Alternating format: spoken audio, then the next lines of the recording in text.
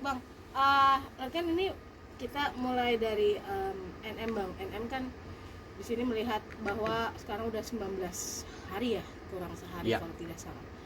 Nah mungkin menurut Abang melihat ini seperti apa sih Yang pasti begini. laporannya? Pertama adalah dengan penetapan tersangka inisial NM dan inisial IM dengan masa penahanan tahap pertama dengan nanti 20 hari ya. Itu adalah salah satu waktu yang diperlukan oleh penyidik untuk memenuhi hal-hal yang lain tentang petunjuk dan sebagainya yang oleh jaksa penuntut umum. Dan kemudian kembali juga kepada statement saya yang sebelum-sebelumnya bahwa kami tetap berharap bahwa peristiwa hukum antara tanggal 27 Oktober, 13 November, 14 November, dan 27 November itu harus dikaitkan. Ya, artinya kami tetap berpendapat itu sebenarnya tidak boleh hanya 2 tersangka. Ya, itu pendapat saya ya sebagai seorang advokat ya. Dalam hal ini untuk mempertahankan kepentingan dan hak klien kami. Itu diatur dalam undang-undang advokat dan dituangkan dalam surat kuasa. Nah, kalau kemudian ya ada rekan-rekan sejawat kami ya selalu ya mengkoreksi apa yang saya lakukan, ya dalam kesempatan ini saya sampaikan bahwa tidak ada satu pasal pun disebutkan di dalam undang-undang advokat boleh mengkoreksi ya pekerjaan rekan sejawat. Ya, yang ada adalah bagaimana kemudian kita advokat mempertahankan kepentingan hukum klien kita. Ya, kemudian di pasal 6 huruf B tentang kepatutan dan kewajaran terhadap rekan sejawat. Ini tolong diperhatikan ya. Kalau saya tetap berpendapat dan tetap bekerja sebagaimana profesi advokat untuk kemudian memperjuangkan hak-hak klien kami. Kalau kemudian ada hal-hal yang salah tentang apa yang saya sampaikan terhadap penyampaian hukum normatifnya, dikoreksinya bukan melalui hal-hal pengkoreksian terhadap apa yang kami lakukan, tetapi ada upaya-upaya hukum ya, baik itu pra peradilan, kemudian pembelaan di persidangan atau melalui eksepsi mulanya. Kalau kemudian ada putusan bersalah, dilakukan upaya hukum banding dan kasasi dan seterusnya. Ada upaya-upaya hukum itu.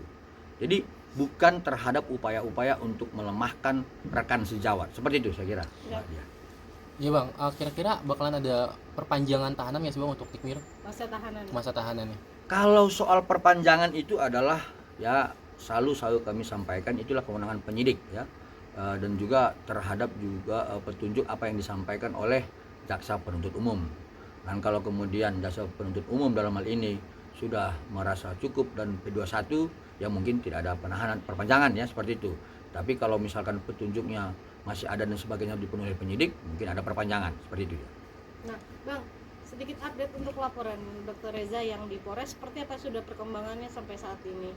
Apa masih cukup mengumpulkan bukti atau bagaimana nih? Baik, jadi terhadap laporan klien kami atas nama Dr. Andreas Henry Situngkir ya, itu dengan nomor LPB /1400/2024 8 Oktober itu adalah terkait pasal 27A ya Undang-Undang ITE. Itu sebenarnya sudah melalui tahapan-tahapan sebagaimana yang diatur oleh KUHAP ya, melalui proses lidik, kemudian gelar perkara, naik ke proses sidik, lalu kemudian naik kemudian gelar perkara, lalu ada penetapan ya tersangka melalui yang kami ketahui ya melalui SP2HP yang disampaikan oleh penyidik tertanggal 17 Maret 2025. Ya, jadi sebenarnya perlu kami sampaikan bahwa penyidik itu menetapkan seseorang itu menjadi tersangka sudah pasti mengantongi bukti permulaan yang cukup. Ya, dalam hal inilah minimal 2 alat bukti. Jadi kalau kemudian ada yang meragukan terhadap apa yang dilakukan oleh penyidik di Polrestabes Medan, silakan lakukan upaya-upaya hukum seperti Prapit, ya, seperti saya sampaikan sebelumnya.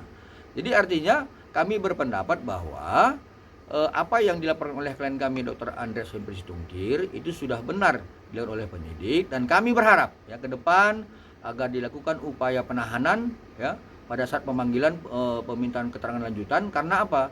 Karena kami sudah melihat unsur subjektif menjadi unsur objektif sebagaimana pasal 21 ayat 1 KUHP, yaitu bahwa Doktip ini ya dengan inisial setelah diketahui Dr. S telah melakukan perbuatan yang berulang, pidana yang berulang, baik terhadap klien kami ya, menyerang martabatnya, merendahkan martabatnya, maupun terhadap pihak-pihak lain yang sudah kami ketahui LP-nya ada di Polres Jaksel.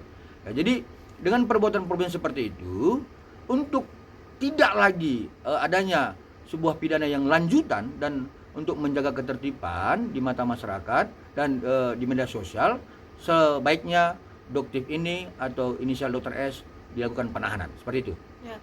Lalu ini kan kemarin juga si Doktip sendiri sudah datang ke Polres Jaksel gitu ya Bang, beberapa pekan lalu begitu, perihal pemanggilan. Lalu apakah ini nantinya laporan dari Dr. Andreas akan mandekah? Karena kan banyak yang mempertanyakan status tersangka yang ada di Polres Medan itu seperti apa. Bahkan dia malah sekarang datang ke Polres Jaksel perihal pemanggilan juga nih. Ini gimana nih Bang? Baik, jadi jadi bagus ini ya pertanyaan Mbak Diah ya. Dengan pertanyaan ini saya akan meluruskan sebagaimana Profesor Pokat ya. Saya tidak berkewenangan ya, tidak berkewenangan untuk kemudian berkomentar ya, berkomentar terhadap laporan-laporan yang dibuat oleh pihak lain yang ada penasihat hukumnya, yaitu di Polres Jaksel. Kewenangan saya adalah berkomentar, berpendapat terhadap apa yang dilakukan oleh klien kami. Ya, artinya kalau kemudian ada laporan di Polres Jaksel, ya pendapat saya adalah hanya sebatas hukum normatifnya, bahwa sudah terjadi pidana berulang ya, yang sudah dilaporkan oleh pihak lain di Polres Jaksel yang menjadi pemenuhan unsur pasal 21 ayat 1 yang saya sampaikan tadi sebelumnya. Jadi ini sebagai modal bagi Kapolrestabes Medan dan penyidik untuk menahan. Kenapa? Pembuktian tentang pidana berulang ini sudah ditunjukkan oleh Doktip atau dengan inisial Dr. S secara brutal, secara terang-menerang ya. Dan ini sebagai ketidakhormatan terhadap hukum di Indonesia. Ini tidak akan menjadi contoh yang baik. Saya pikir harapan kami agar penyidik dengan keikutan sertaannya menjaga marwah ini lebih tinggi, ya saya harap dilakukanlah penahanan terhadap Doktip. Nah, itu. Lagi ramai Bang perihal tentang sekarang adalah rekaman suara di media sosial perihal percakapan antara Dr.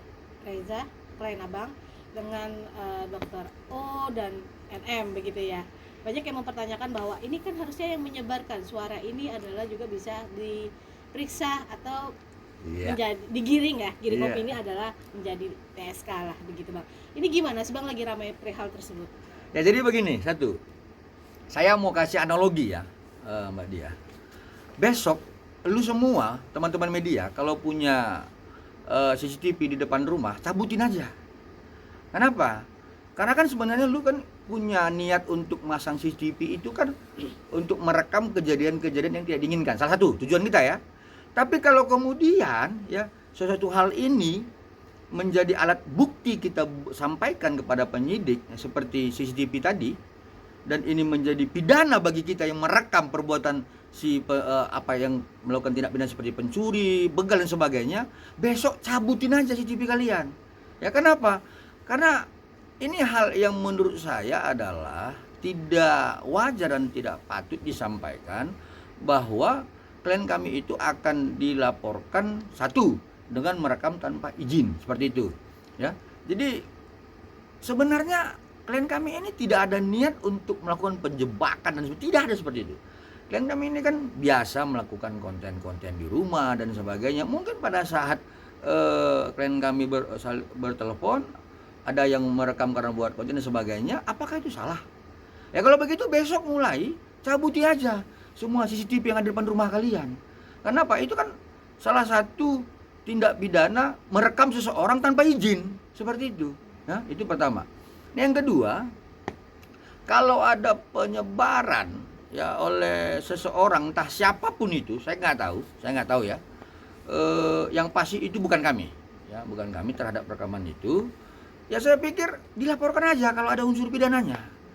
Kenapa? Karena kalau kita menyampaikan itu terus ke dalam media sosial, kemudian menyampaikan pada kesempatan-kesempatan yang saya rasa bukan merupakan wilayah hukum, ini akan menciptakan huru-hara yang lebih tinggi. Ya kalau memang ada pidananya unsurnya, laporkan. Supaya ini selesai gitu. Kasihan loh, netizen ini mendapatkan edukasi-edukasi yang sesat jadinya begitu. Jadi KUHP ini mau diapai, KUHP ini mau diapai, lex spesialis mau diapai. Mereka ini yang bingung. Yang nggak belajar hukum ini kan bingung.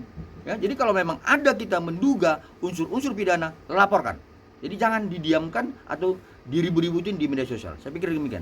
Berarti untuk yang perihal tentang penyebaran yang diduga oleh dokter R ini, berarti itu bukan dari kalangan dokter R ya Bang ya? Bisa jadi itu mungkin ini yang dari media sosial saja begitu atau Yang gimana? pasti kami sampaikan itu bukan perbuatan kami, ya. Dan artinya penyidik begini, penyidik kan mempunyai kemampuan untuk melakukan profiling terhadap itu. Ya, jadi saya pikir nggak usah deh di media sosial dibahas-bahas gitu. Laporkan aja. Supaya nanti kalau memang ada dugaan pidananya, ya penyidik pasti akan profiling itu dan punya kemampuan untuk mencari siapa pelakunya. Seperti itu. Nah kalau yang laporan Abang dokter R itu yang di Polres Jaksel yang kemarin sempat bilangnya adalah tentang konsultasi, tapi infonya yang kita dapat adalah melaporkan salah satu akun medsos begitu Ya. ya. Ini gimana nih Bang, udah sampai sejauh mana? Baik, jadi begini, Mbak Dia, saya kan selalu taat ajas ya, taat ajas. Kalau belum dipastikan, ditetapkan ini merupakan dugaan tindak pidana melalui proses lidik dan gelar perkara, saya tidak berani menyampaikan itu. Karena ini kan menjadi satu, nanti saya takut ini ajang pansosan gitu loh. Ya, jadi saya taat ajas.